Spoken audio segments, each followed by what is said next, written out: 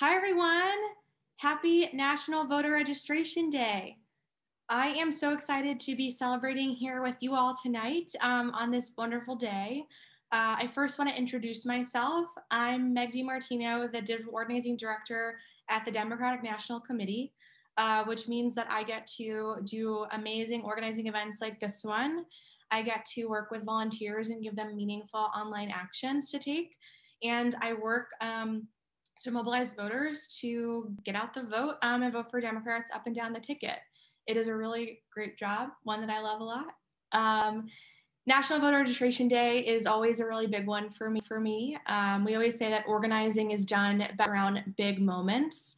And National Voter Reg Day is always one of my favorite, biggest moments on a campaign. In past years, being on college campuses, with clipboards and just like so much excitement and all of this work working with first-time voters potentially. But this year really it feels extra special because registering people to vote right now is the most important thing we could be doing. Together we can move our country forward, and that starts with registering to vote. We can't make our voices heard if we're not registered, if we're not encouraging our friends and family to check that they are registered. And there is so much at stake in this election. So much at stake at this election. So we want to make sure that everyone votes, and that starts here. It starts with asking your friends. It starts like having conversations like this. So we asked our friends across the country, what are you voting for? Why will you vote? So let's hear what they said. I will vote. I will vote. Because I believe in unity and truth. Because immigrants like me belong in this country. Because healthcare is a human right. Because it's the best way for me to have a strong impact in my community. I will vote because I believe in science, and I shouldn't be wearing one mask for the coronavirus and one mask for wildfires. I will vote. I will vote. For justice for all. I'm voting for Black lives. I'm voting for Native lives. For those who came before me, who weren't able to vote. I will vote for our children. Because I want this little one and all his peers to grow into a better world. Because the path to a more perfect union will never be through hate, misogyny, racism, and xenophobia. Because our people need it, not just for one election, but for our next generation. I will vote. Because my reproductive rights are a conversation between me and my doctor, not me, my doctor, and the government. Because I believe in an economy that works for everyone. Because we must protect our veterans. Because we need a president who supports the LGBTQ community. Because we need a president that takes this seriously. We need a president who's going to restore the soul of the nation. I will vote. I will vote. I will vote. Voy a votar. I will vote. Vote for me! Go vote! I will vote.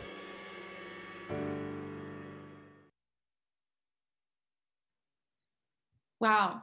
I love that so much. Everyone has their own reason for voting, and that is something so good to hold on to and really just be driven when we come to all these massive days and just the really difficult times sometimes. So I love that video so much. I personally will vote because healthcare is a right and not a privilege just for some people. And here at the Democratic Party, you know, part of my job is making sure every person has the resource that they need to make the voting choices that they have to make this year. And so our one-stop shop for that, you just heard about a dozen times or 24, iwillvote.com. And that is our one-stop shop, a voter resource for people to come. They can check their voter registration, they can register to vote if they have to, they can request a vote by mail ballot if that's an option for their state, and confirm their polling location. So really state-specific information based on all the different nuances that every state sort of has, but gives you all the information you need to vote this year. So our goal is just to get this information into the voters' hands, make sure that they have that information, the deadlines, the resources, so they can make their choice to vote. So go check it out, share it with your friends, confirm your registration today. It is a great day to do so, but really just part of this works when people hear it from someone they trust, when they hear it from their friends and they know that I Will Vote is a good place to go. So please, before, even just right now while you're on this, if you want to share that with some of your friends and just have them check. There's no better day than right now. Well, now I have the distinct pleasure of welcoming everyone to our panel tonight, our panel of young activists, actors, and students. We're just so excited to discuss the importance of voting this year and how young people can really make their voices heard and what everyone is sort of working on to get young people out this year. Yeah. So Ryan, do you want to kick us off with introducing yourself? Yes. Hi, everyone. My name is Ryan Pascal. I am from Los Angeles, California. I just recently graduated high school, so I'm 18 years old. And I'm taking a gap year this year. I'll get into that a little bit later, but I'm taking a gap year and I'll be a freshman next year at Yale University. I am a volunteer leader with Students Demand Action. Students Demand Action is a grassroots network of students across the country who are mobilizing themselves and other young people in their communities to prevent gun violence and to register young voters. I was formerly on the advisory board for Students Demand Action at the national level for 2 years, where I did work doing just that, preventing gun violence and registering voters. And I'm still pursuing that work. Today was National Voter Registration Day, obviously, as we all know. And I spent the majority of my day phone banking and hustling and texting people to register them to vote. And I'm just really excited to be here.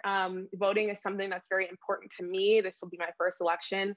And so if I can, inspire anyone else to vote or to make their plan or help them figure out what they want to do, then I will have done my part to, keep this country alive.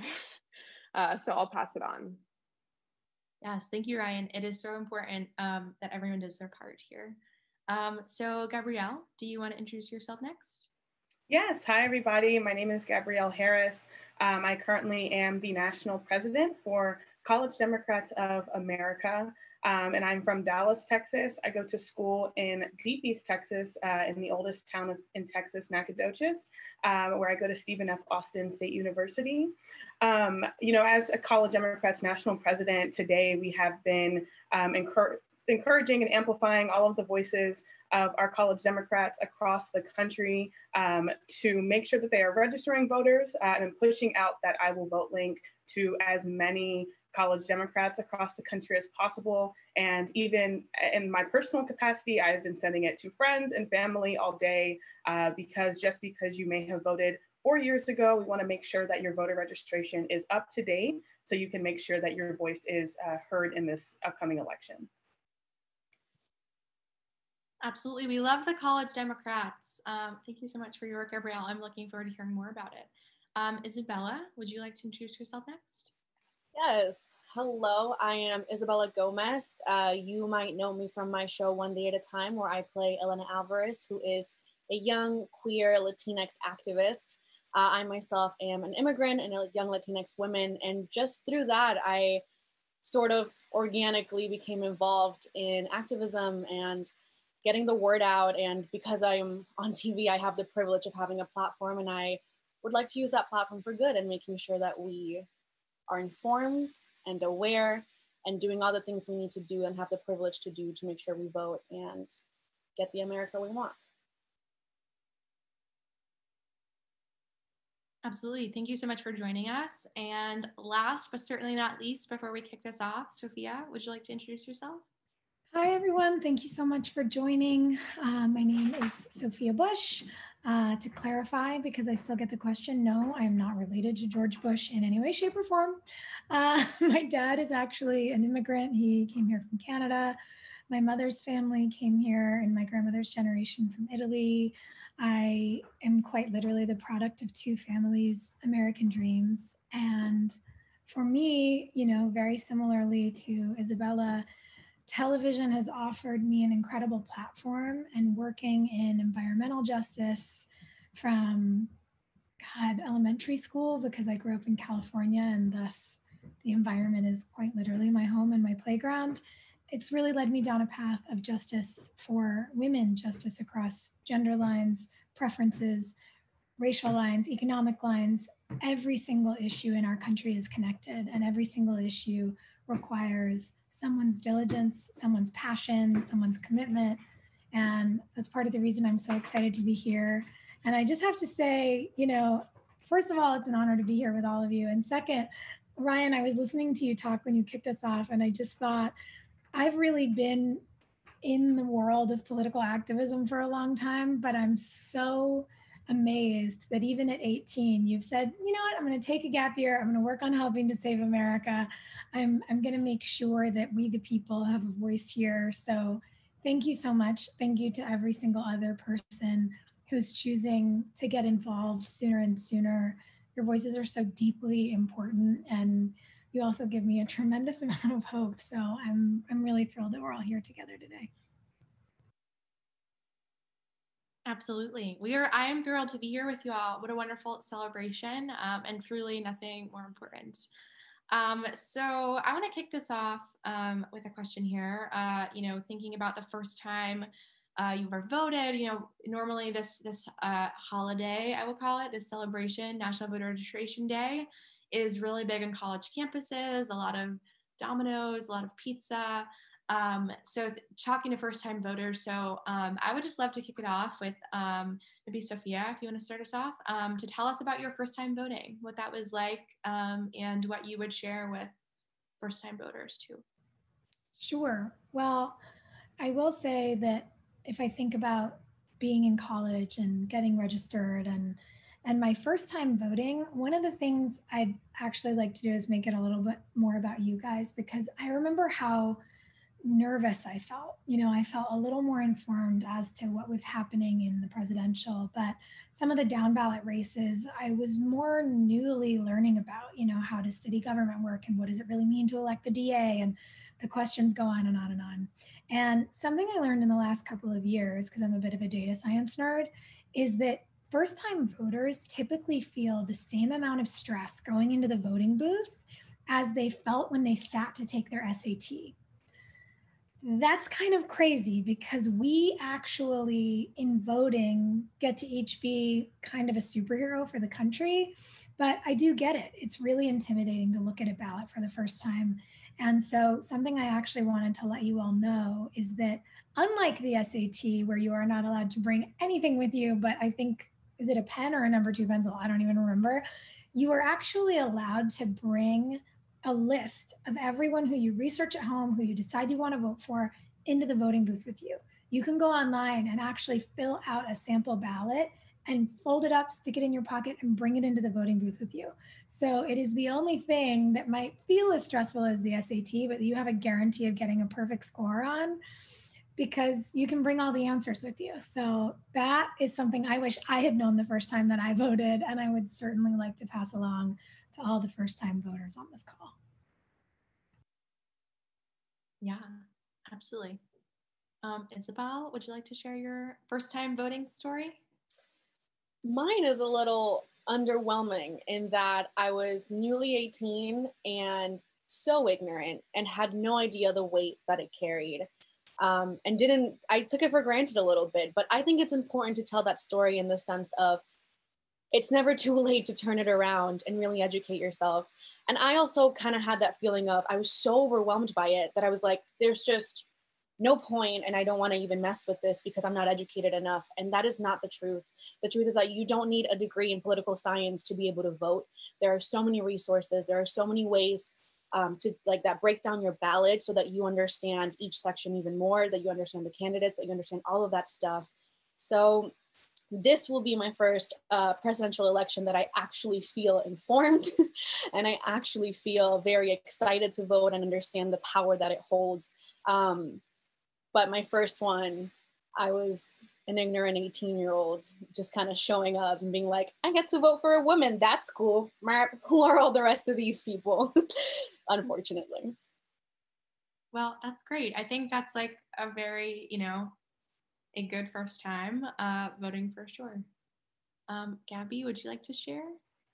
Yeah, of course. I remember very vividly my first time voting. It was in the Democratic primary in 2018. And just to what, Sophia and Isabella have said, I was working for a candidate at the time, and I still walked in with this massive weight of am I doing this right? Do I know what I'm doing? And so, yeah, that's just to speak to what Sophia said is very true. Even some of us that are involved in voting, walking into that polling place can seem really intimidating, and it shouldn't be that way. And it's really good that we have resources like iwillvote.com so you can walk into the polling place a little bit more confident. And something that I took away from my first time voting was I remember walking out and being like, it took me longer to get here from my dorm than it took me to vote. And I think that is really, really, interesting that voting is so essential. But even with all the pressure that I felt walking out, I felt very relieved, and I felt like I had really been doing something amazing for my community and for my state and for my country as well. Yeah, that's huge. I've actually only ever voted by mail because working campaigns. But I think that's like once it's mailed, for me, I feel the same way. It's like, I've done it. I did this major thing by just dropping something in a post box. So yeah. Ryan, you mentioned this is your first election that you will be voting, which is super exciting, but how are you feeling? How does any of this kind of stick with you? Or what are your sort of thoughts as a first time voter here?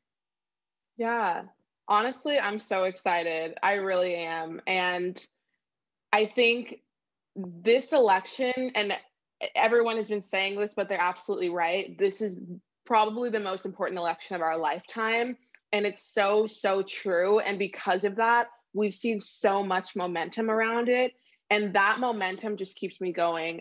Having the opportunity to work with Students Demand and being able to work and connect with students across the country and seeing their excitement and their just complete determination to register as many voters as possible and help people make their plans gives me all the strength and the courage that I need to go into my voting center. Well, no, I won't be going to the polls. Actually, I will be mailing in my ballot, but to check off my boxes on my ballot and mail it in. And so, yeah, I mean, I'm just excited, and I hope that other young people are excited as well. And if you're not excited, that you have people that you can have conversations with to ease any concerns, because there's so many resources out there, and iwillvote.com is a great one as well.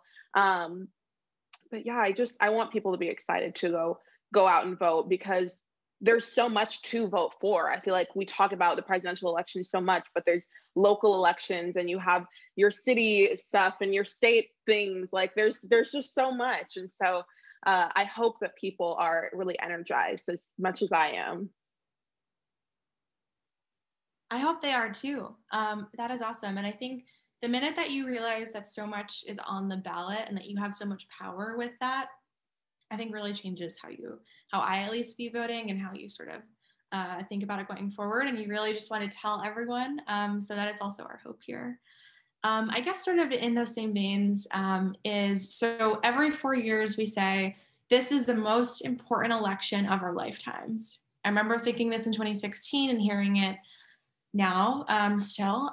So I would love to put out there for anyone who would like to jump in here first, is why is this election different? Why is this election actually the most important election of our lifetimes? You want to kick us off? Yeah, Ryan and I both unmuted and we're like, who's going to go? No, you can go ahead. You can go ahead. Well, as a person who's on this call who's probably participated in the most presidential elections since I turned 18, what I will say is we've seen increasing threats to our democratic republic in the last 4 years, unquestionably, but it's gone back farther than that. And I think in 2016, when we had Hillary Clinton and Donald Trump battling for the White House, we understood that something very different was happening. Historically, there has certainly been pressure. There have been debates about, the liberal side, the conservative side. There's been more often than not a civility to those debates, while we've obviously been, as a country, trying to get closer and closer to the definition of our founding ideals, trying to get closer and closer, not always succeeding, but working toward them in terms of equity, in terms of justice. We've we've absolutely failed historically as a country that participated in the transatlantic slave trade. And we also have seen successes in terms of passing the right to vote for women. We saw successes in terms of what Justice Ginsburg was able to do, in her early court career and then on the Supreme Court. So we have to own both our shortcomings and our fixing of those shortcomings incrementally in our human history. Human history isn't perfect anywhere on the globe. And I think that's been the kind of thing that we as a society, no matter how we've argued about it, have understood. And then 4 years ago, with this really emerging urgency, we realized not only were we debating here in our country, but we were being influenced by foreign actors. And I don't mean actors like Isabella and I mean foreign actors as in foreign governments, foreign adversaries, hackers, people who were really trying to chip away at America's strength as a global power. That's unprecedented. And then in the last 4 years, we've learned that Donald Trump and his administration courted that kind of influence, that they welcomed it, that they did not sanction it, that they have not sanctioned Russian bounties on our troops, and that they have stirred and fomented division in our country across many of our social lines, all the while in this last year, dealing with a pandemic, telling the public it's not that serious, telling the public kids won't get it, telling the public it virtually affects no one. And now we've got the tapes to prove that far before we as the public knew what was coming, he knew it was airborne, he knew it was deadly, and he lied to us, and 200,000 people are dead. So the threats that we saw in 2016 being unprecedented were accurately unprecedented. Now, terrifyingly enough, they're barely a blip on the radar. And I say all of this not to make anyone go, oh my God, are we just doomed? I say it to just clearly communicate the stakes in this election. The reason why people say, no matter what's come before, this is different. We are on the precipice of holding on to our democratic founding ideals or losing them forever. We know that he wants to be a dictator. He brags about it on TV all the time. So it's not hyperbolic and it's not a joke. It's what he admits. And so this for us really is, Ryan, as you said earlier, and as we saw, actually you alluded to it and then we saw it in the video. This is the battle for the soul of our nation's fabric. And we've disagreed before, but we've never been in this position. And so it's incredibly important, I think, especially for groups of people like us, for young people who are motivated by justice and equity, who understand that if we're the richest country on earth, we can certainly invest better in things like healthcare and social services and programs that uplift all people. Young people are smart. We know what's up. So it's for those reasons that I would say it is not an overestimation to say that this is the most important election of our lifetimes. And I hope that people participate accordingly. Yeah, I just want to echo everything that was said. Absolutely. And really just drive home. If these past 6 months really have not shown you what bad leadership can do to this country, then I'm sorry you haven't been paying attention. We have seen the president send out federal troops to terrorize protesters who are simply demanding justice for Black people who are killed at the hands of police officers. We have seen 200,000 people die of a disease that our president swears will go away like a miracle in the summer, despite summer being gone and it's still here taking lives. We have seen unemployment rates skyrocket because of this. Also, one thing that's not talked about a lot is how gun violence has also had an effect due to COVID-19. We've seen unintentional shootings due to kids at home with guns that are not stored properly. We're seeing suicide and domestic violence. People are isolated in their homes. They're not able to go out and about and have their time away. They're confined to their houses. They're in isolation. We are seeing the effects that poor leadership has, and these effects are deadly and fatal. And this is all in just the span of 6 months, not even going back further than those 6 months. And we need to turn out to vote, to show and to prove that we don't stand for this. We won't let 200,000 Americans die. 200,000 Americans die because of a disease that could have been properly handled if we hadn't made masks optional. And so, yeah, just agreed with 100% everything that Sophia said. And this election truly is the most important of our lifetime, truly. Yeah, I mean, and just to kind of, add on a little bit to what Sophia and Ryan already said, 2020, there's just so much on the line, truly. And, in addition to what Senator Harris calls those kitchen table issues of healthcare and education and childcare, we're also dealing with, as Ryan and Sophia talked about, a national pandemic that has taken 200,000 lives because President Trump lied. And lied about the severity of COVID-19. And then in addition to that, we are having difficult conversations surrounding race and surrounding inequality. But luckily for us, we have candidates in Joe Biden and Senator Harris that are ready to take those conversations and put them into action, and are ready to really take the state of our country seriously and to ensure that we are truly rebuilding the soul of our nation. And I see with college Democrats across the country, this is not an election that we're sitting out. This is not a point in time where we are being quiet and on the sidelines. When history looks back on what we were doing and what college Dems across the country have been doing, we're going to be proud to be able to say that we registered voters, that we turned out people to events, that we volunteered for Democrats up and down the ballot, and that we made sure that in a national pandemic, as many folks on our campuses were registered to vote and things of that nature. So absolutely, 2020 is the most important election of our lifetimes because so much is on the line, in addition to everything that is usually on the line in elections. So yes, this is an incredibly, incredibly important election. I agree with everything that these incredible humans just said. And I will just add that from the immigrant perspective and the Latinx perspective, this has been incredibly tough. The lies that have been perpetuated by this presidency have been fatal and have been incredibly damaging. And we know that this country was built on immigrants, and we are an integral part of this country, and we have so much to bring. And I, along with so many people, would love to see a president that respects us and sees us as humans and values us. And so for that, along with everything that was just said, this is the most important election ever. Yeah, I kept plus oneing everything each individually that you all said, because it truly, I just think that there could not be more on the line right now. So thank you for sharing all of that. So Gabrielle, I want to go back to something you sort of brought up, just as far as what college Democrats are doing, which is always very packed agenda, very robust work you guys do, and thank you for that. But we'll start with you here. How can young people make their voices heard right now?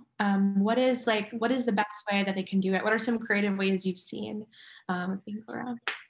Yeah, so I mean, young people are making our voices heard without anyone's permission, which has been so amazing to see, not just in these past 6 months, but just in general. But I think, the main things that young people, college Democrats, young Democrats across the country can be doing really is talking to one another. I know that there are people in my classes who I may not know super well, but I can easily send them a message or just DM them on Twitter and be like, hey, I see what you tweet. I talked to you in class, do you have a voting plan? Do you need help researching candidates? It's really just bringing people in and just really inviting them kind of into that space. And then beyond that, the most important thing is registering to vote, making sure that in order to really have an impact on this election, that you are registered to vote, and then telling your friends to do the same. And then lastly, organizing on our campuses and in our communities.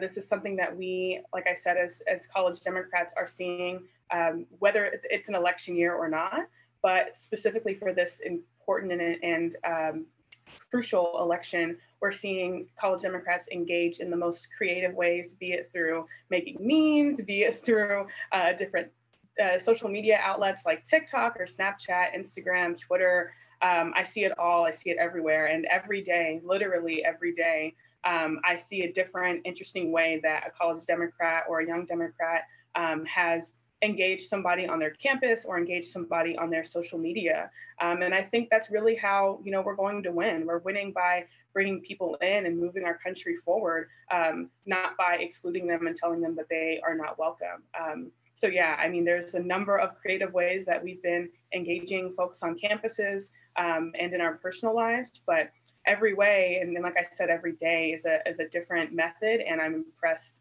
every single day. I'd love to bounce off of what Gabi just said with the social media aspect. As an actor, I'm hyper aware of representation and of media and the power that it has. And I think what's really important, and what you just touched on too, is bringing people in. I think sometimes politics seems like an impossible thing to get into. And I feel like I understand that better than anyone. I feel so intimidated sitting here among these incredible women that are so educated and eloquent and obviously have so much more information than me. But that doesn't mean that I should not still work towards getting educated and towards participating. And I think one of the ways that we can do that is make it a little bit more accessible and fun. Like, of course, the stakes are as high as they are. However, I know I learn a lot better when it's like through a TikTok and it feels like a fun thing that has information than when I feel like I am being attacked, or if I say something, I'm going to be called out or be seen as ignorant. And I think cancel culture is a huge thing in our country right now that doesn't allow for learning. And of course, some people deserve to be canceled, but I think we need to lean more into education and correcting behavior and information than simply canceling people just because they are not aware. Because the reality is that sometimes the information regarding politics is hard to process and not as accessible for a lot of people. So I think social media is an incredible tool. There's also an incredible study that links media and culture to policy change. It's about a 10-year gap. And you can look more up about that. But I think changing the culture and using social media, I mean, we saw how important it was during BLM and how much we needed social media and we needed young people to be updating us and be in the front lines. So I think those things are incredible ways to get people involved. Yeah, I just want to quickly touch a little more on what young people are doing. I have to shout out Students Demand Action, of course. I love Students Demand Action. I've been with them for 2 years. Today alone, National Voter Registration Day, huge activation. 200 students have made 6,000 calls and texted 120,000 people. And that is just one day's worth of work. And that was only 200 students. We have more registering events happening for the rest of the day. And who knows how much more texts, how many more calls we can make in just one day. And so never underestimate the power of students. Students are at the front lines. We are registering voters. We know what we're talking about. We can help you make the plans. And so just students are doing amazing work. Our students have gotten super creative. We've had like movie nights where we watch a movie like the 13th or just any movie that has to do with policy and politics and systemic racism and things that are happening in this country, and have discussions afterward, and we talk about voting. And there's just so many things that students are doing. And so I'm proud of our generation and the work that we're doing. You should be. I think something that Gabi said too is that no one needs permission to do this, that they're just taking it and they're just doing it, which I really love. And something, Isabella, too, I think something we think about a lot in this, like the Democratic Party is such a big thing, big tent, if I may. But like, how do we make people feel ownership over that? And how do we make people feel ownership over their vote and how they sort of feel a piece of this entire thing here? So thank you for sharing all of that. So first I want to say, if you're watching on Facebook and you're interested in dropping a question in the comments, please do, and we will ask some of those too. But while we give people some time to do that, I want to ask too, Gabi, I know that you mentioned you're asking this to students and for everyone here. I think it's always helpful for people to feel FOMO when they hear other people's voting plans. So I would love if anyone who would be comfortable sharing what your voting plan is this year, what choices you've made around voting, and what how you'll sort of make sure your ballot is cast. Yeah, I've been reciting my voting plan for like the past couple weeks, so I have it down to a science now. But I will be voting in person early on my campus. We have on-campus voting this year, which I'm very excited about. Early, like I said, on campus, in person. October 13th is when the polls open here in Texas, and I believe the poll on my campus opens at 8 a.m. So 8:02, I will be casting my vote for Joe Biden and Kamala Harris and a number of amazing Democrats up and down the ballot. Likewise, I'm going to vote early and in person. We do have early voting here in LA, which is super exciting. I've also registered to be a poll worker because there's a huge shortage of people powering the polls right now because of COVID. And at the end of the day, because of some requirements for work, I have to get tested regularly, which is not super pleasant, but I'm sort of starting to get used to the swab that like goes into my brain. And I figure, you know, if I've been able to take care of myself in this way and really, you know, very carefully manage the very few number of people that I see, if there's anything worth showing up for, it's to help with the election. So I will be there in a mask, but it will say I'm smiling on the front because I will be all day. You know, helping to fight for democracy feels incredibly important. But, you know, no matter how you're doing it, if you go to iwillvote.com, make a voting plan, and whether that's like Gabi and I being able to vote early and in person, or if you have any sort of health issue and you want to vote by mail, like it all counts, it all matters. Just make sure you know the rules. If we have anyone here from Pennsylvania who's tuning in, who's planning on voting by mail, I just had it explained to me this morning that Pennsylvania, when you do, you actually get two envelopes. You get the envelope that your ballot goes in, and then you get a secrecy envelope. And if Pennsylvania receives any votes in the mail that aren't in both envelopes, they're not going to count them. And I was like, what? We need billboards. Like, who's talking about this? So things like that, which vary state by state, really matter. So please make sure that however it is you're choosing to vote, you're informed on exactly how to do it, on how to make sure your ballots count. Make sure you really write your signature out. Like, don't scribble. That's a cause for rejection on a mail-in ballot. So, you know, no matter how you do it, thank you for doing it. Just make sure, like Gabi said, like Meg said, you have a plan. I will be taking my mail-in ballot and dropping it off myself, just to double confirm.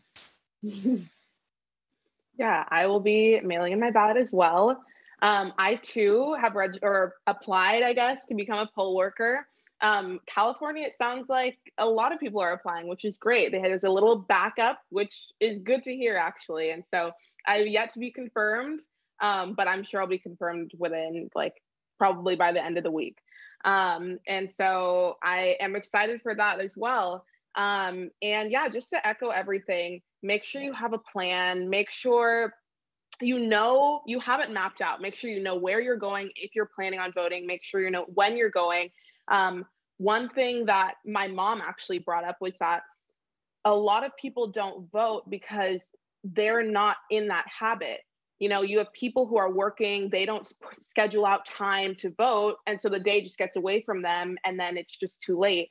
And so make sure you're not in that situation. Make sure if you have work that day, you're segmenting off time for you to go to the polls, to go mail in your ballot. And if you are mailing in your ballot, make sure you're doing it early.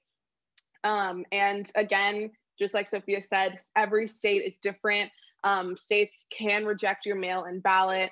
But I trust that everyone here is going to do their research, make sure that they are doing everything properly and correctly, and that they have a plan, and that their vote will be counted. Yeah, of course. And I would be remiss if I did not make a plug here. One of the new additions we made to iwillvote.com this year was including information pages for 50 states worth of information. So you can go to iwillvote.com, select your state, and then read more information about ID requirements if you have to register, anything you should bring with you. So all that information is on iwillvote.com, and also includes our voter hotline number and the links to Secretary of State's website. So if you have to get more information, ilvote.com is a great place to start. But yeah, so I just want to kind of bring us home here with one or two maybe more questions. But the first is that we started this panel here with a video of why everyone will vote. So anyone who wants to share why you will vote this year, and why do you make a priority to vote each election? Why are you taking some time out on this Tuesday night to be here? And what is your reason to be voting?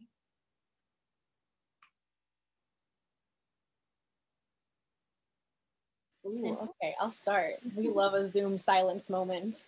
I'm gonna vote because, like I said, I'm an immigrant. And I feel like sometimes criticisms of this country are taken as like, well, then go back to where you came from. But I'm voting because I love this country, and this country has given me the life that I have. And there's so many great things about this country. And because I love it, I know it can do better. And I know it can make us feel safer and give us all of these things that we want and that we can have if we vote. So that's why I'm voting, because I love this country and I want to see it do better. Absolutely. And I mean, not only am I voting because I love this country and I know that not only do I want to see it do better, I know that we can do better. I also know that the sacrifices of many people that came before me that didn't have the right to vote, people that lost their lives fighting for my right to vote before I was probably even a thought. And so, yeah, you know, I know that there are so many different reasons as to why we do, but just kind of reflecting on the history of our country. And like I said, knowing that people fought, marched, and died for my right to vote, I feel like I have not only do I want to, but I have an obligation to vote. There's a need for me to vote. And, you know, we've already been seeing voter suppression tactics on college campuses before voting even starts. And so, you know, something that I always reflect on is if our votes are not powerful, if our votes don't mean anything, then why are people trying so hard to try and take it away, especially from young people and folks in college and people of color as well. So like I said, you know, the history of our country, it's far too, not only is this election the most important election of our lifetimes, which we've covered, but so many people have put their lives on the line for all of us here to be able to cast our votes. So we have an obligation and a duty to be able to do that. Yeah. So I said this at the beginning that I would touch on this later, but about the fact that I'm taking a gap year. I had absolutely no intention of taking a gap year. I never imagined myself in a million years taking a gap year. I know that's like not really an American thing. People say it all the time. That's like what Europeans do, whatever. And honestly, I just like always thought that too. But I literally never thought I would ever take a gap year. But this pandemic has literally uprooted my life, uprooted every plan that I had for myself, and has shaken it and showed me that things can happen, things can change. But what's so heartbreaking is that things didn't have to be this way. And I know I said this at the beginning, but if nothing else takes you to the polls, do it for the 200,000 lives that are lost and the many more people who have gotten COVID-19 and are still have not recovered. There are people who have literally said that their health has not gone back to the way it was since before they had COVID. And there are so many others things that I'm voting for as well. Racial justice, healthcare, there's so many things, but this honestly is probably my strongest motivation, because I know that for me, I had my senior prom and my graduation taken away, but for other people, it's lives, it's family members, it's friends, it's spouses, it's coworkers. And that just doesn't sit right with me, that in a country that is the richest in the world and we're the most developed, whatever, that we can still have a global pandemic and see our country shatter to pieces. And so that's why I'm voting. Yeah, I really would just like to echo what Ryan said.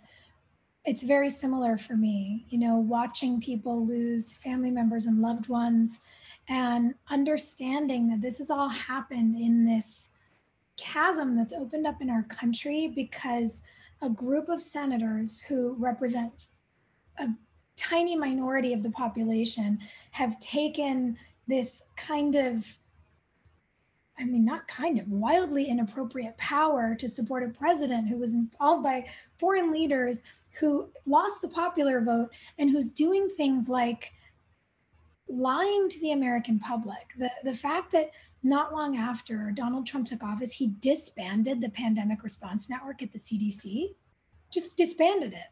We knew how to deal with an issue like this. I don't know if anyone remembers, but when H1N1 hit the United States, it killed 12,000 people. That's 12,000 lives that we lost. That's horrible.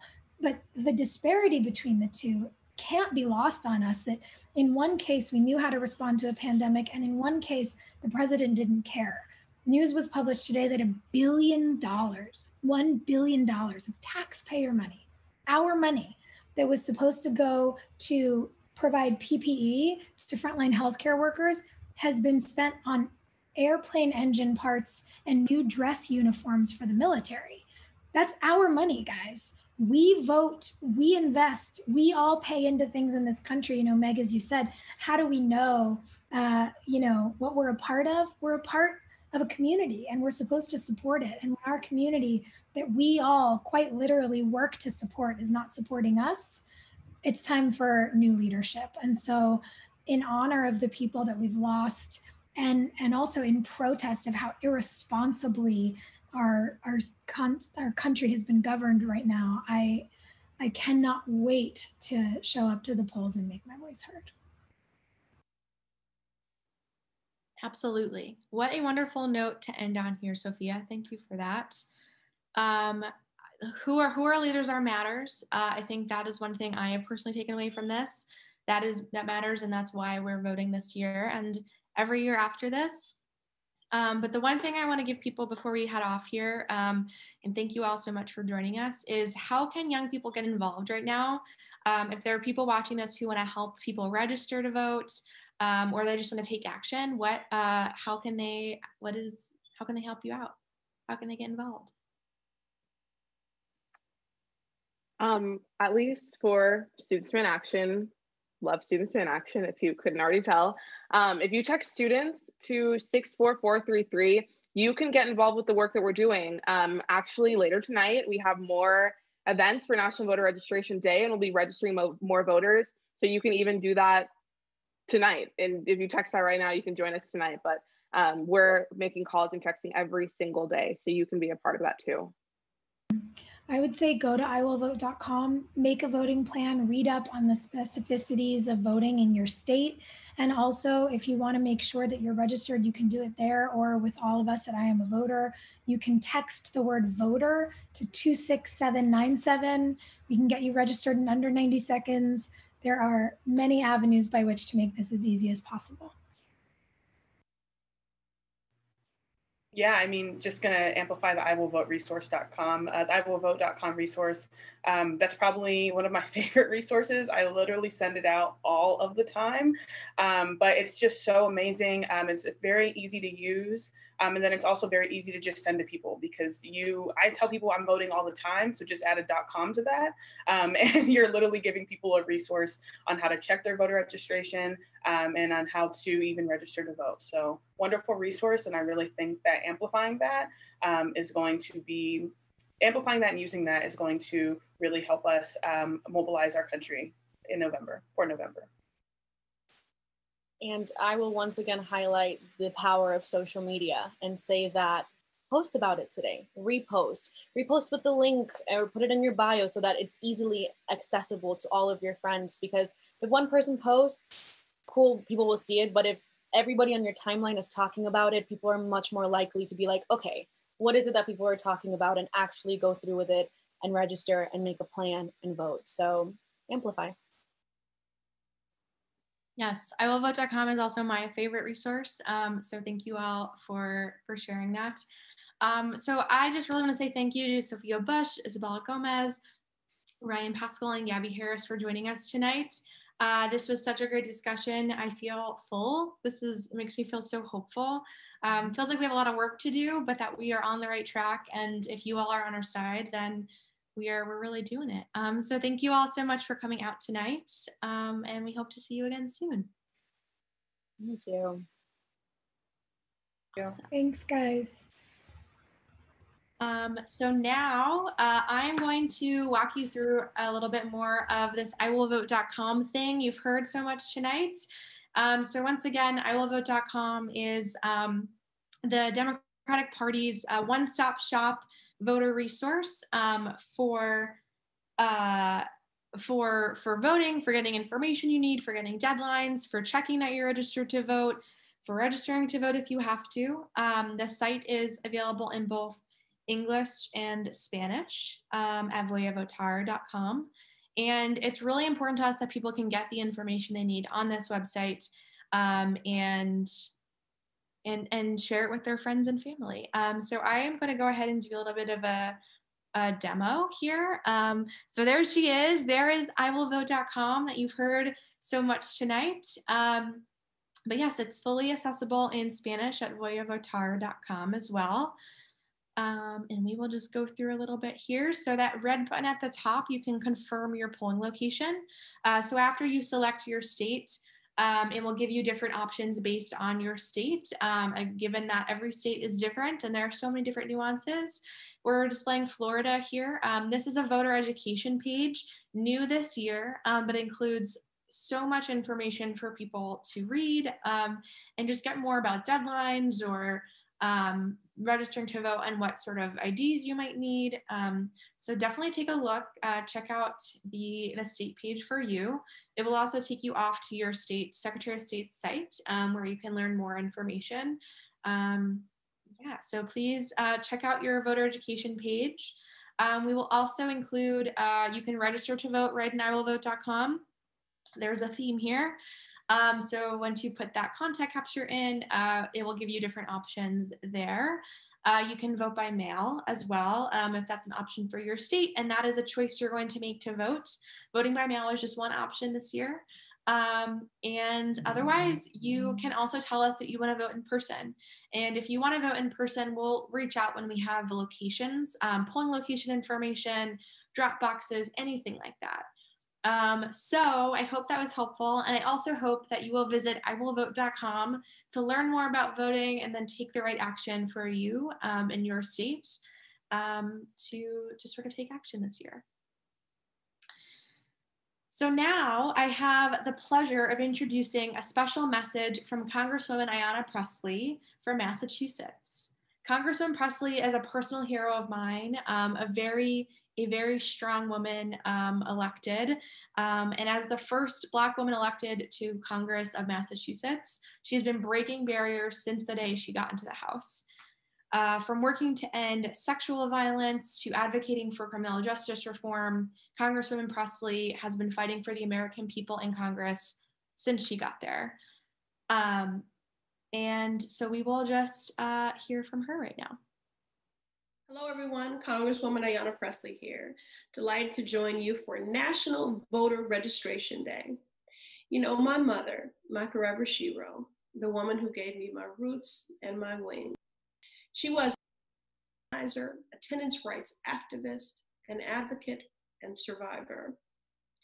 And she made sure that I knew early on the value and the possibilities of movement building and civic engagement. Now, growing up in the residual aftermath of redlining, the failed war on drugs, and the impact of so many other short-sighted draconian policies, there were so many reasons for us to legitimately feel powerless. But my mother made sure I knew every day that we, the people, especially on election day, that we were powerful. My mother made sure I knew that being a super voter was our superpower. And on every election, when she would take me into that booth and pull that curtain, she would turn to me and say, never forget that we are powerful. I believed her then, and I still do. As we look ahead to November, the occupant of the White House knows that his failures, and there are many, are all on the ballot. And now, I know the passing of Justice Ginsburg has shaken all of us, but in her name, we must press on and turn our collective grief into action and honor all the justice seekers that we've lost this year. Elijah Cummings, John Lewis, Justice Ginsburg. Do not let up for a moment. Register to vote. and make sure your voice is heard in the most consequential election in our lifetimes. I know our work is just getting started. Thank you, Congresswoman, and thank you for that message. I think about my mom a lot and how so much that I do now is instilled from her. So now I am pleased to introduce a special message from Mayor Pete Buttigieg. Pete Buttigieg made history this year as the first openly gay man to run for president. His campaign offered a new generation of American leadership, promising to build a politics defined by belonging. Hey, it's Pete Buttigieg here in South Bend, and I'm wishing you a happy National Voter Registration Day. Look, we all know that this year has been unprecedented. It has been challenging. It has been tragic in so many ways. But the story of 2020 is not yet finished. And the way I see it, we get to write the last and most important chapter together. The stakes of this election and what we're up against could not be clearer. But over these next weeks, especially as we're talking with family and friends who may still be making up their minds about who to vote for or even whether they should vote at all, let's also remind them of what we have a chance to be for. We've got a chance to return competence, decency, and empathy to the Oval Office with a Biden-Harris administration. We have a chance to raise wages for hardworking Americans, to make sure everyone has health care, to lower the cost of prescription drugs. We've got a chance to stop the disastrous effects of climate change before it's too late, to pass common sense gun laws and keep our kids safe, to finally tackle systemic racism and as a nation live up to the truth that Black lives matter. We have a chance to make sure that President Biden nominates the next justice to the Supreme Court, because it now falls on us to protect the legacy of Ruth Bader Ginsburg. I think about my own family, from my mother-in-law being able to get health insurance with pre-existing conditions, to the fact that I have in-laws and a husband at all. We know that the decisions that come down from the Supreme Court shape our lives in real, personal ways.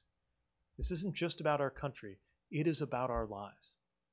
This decision, this election, it's a defining moment for us, not just for the next 4 years, but really for the rest of this century. And precisely because of what we've been through, because of the chaos and the cruelty that we could put behind us, this could be remembered as a bright moment, a moment when we decided to do something different and set up a new and much better era for the future. So please go to iwillvote.com today to check your voter registration or to register to vote. There you can also learn what choices you have to vote in your community and get more information on where, when, and how to vote. I'm feeling more energized than ever before. More convinced than ever that if we do this work, we will, as Vice President Biden so often says, restore the soul of this nation.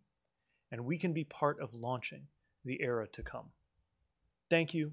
Stay safe, stay healthy, and stay involved. Thank you, Mayor Pete. For a lot of reasons, 2020 is a year for the books. And I think celebrating National Voter Registration Day here virtually with you all is part of that. So I wouldn't want to spend this day with anyone else, doing anything else. Thinking back to years past, it's really never been more important. This day has never been more special to me. So listen, now we got to get to work. There are 6 weeks left, 41 days. 6 weeks from right now, it'll be 7 p.m. in a lot of states. The polls will almost be closing. And depending on where you are, it's different everywhere. So the thing that you want to do right now before we get too close is to check your voter registration. Please go to iwillvote.com. You heard from so many wonderful folks here tonight with the same message. Check that you're registered to vote so you can make sure your voice is heard. The way that we do that, the way that we take action is by visiting iwillvote.com, reading more about the options for your state, and reading more information in general about how you can vote this year. So once you do that, I'm going to then challenge you to share it with 3 friends, maybe 4 if you're feeling ambitious, but then share it with your family members. Make sure they're registered so that they can make their voices heard too. But thank you so much for coming out tonight. It has been such a pleasure spending this Tuesday evening with you. So I am more hopeful now than I was an hour ago. Everything feels great with all of you here and those wonderful panelists. And together we can restore the soul of our nation. And that's what we're going to do. So thank you so much.